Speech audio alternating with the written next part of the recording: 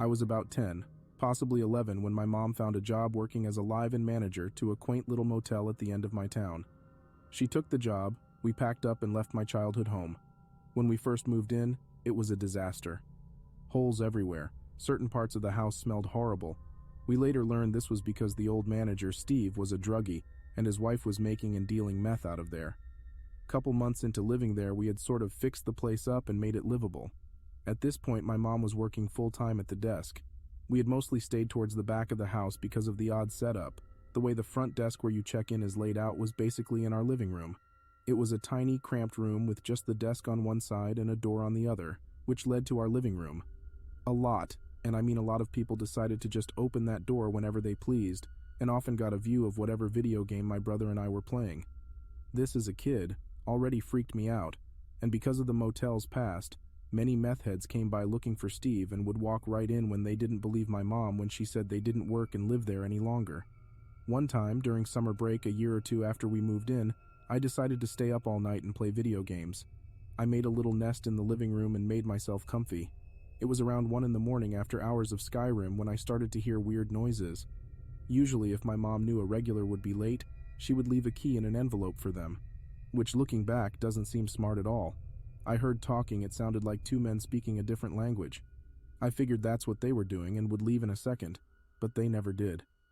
The talking continued for 10 minutes before I started to hear them pull on the door.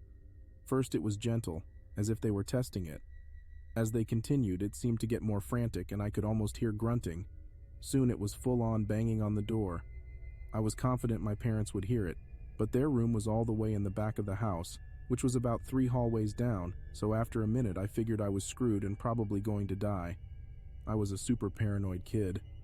The banging stopped, and after a few seconds, I started to hear tapping at the window behind the desk in the house. I saw clearly a head from behind the curtain.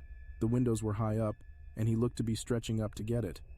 He started to yank on the window, trying to break it open. While he was doing this, I saw movement at the screen door in the kitchen.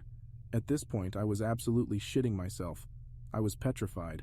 I'm guessing the guy who was at the desk door had now circled around to the screen door while his buddy was prying at the window. He jiggled the doorknob back and forth, after a second resuming what he was doing earlier, and now banging on that door full force. For some reason, through my fear, I decided to try and be a ninja, to up my sneak level of course, and Army crawled into the little office part connected to the desk. There was a key drop-off where people could just shove their keys into when they checked out. That was basically just a hole in the wall. I popped up, all while they were still banging on the door, and grabbed a pencil to lift up the flap. I don't know what I expected to see. They were clearly at the side of the house, but I just had a horrible feeling, like I was being surrounded. Turns out I was right. When I lifted it, I saw 2 more men standing at the door, hands in their pockets. I immediately closed it and almost cried.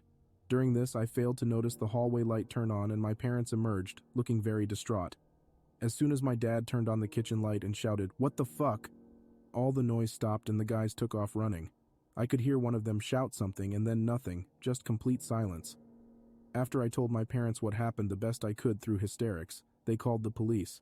The police showed about an hour later and took the report. It didn't seem like this happened to anyone else in the town, but they seemed to think it was some Mexican workers who came up for the hops farms and maybe didn't understand we were closed.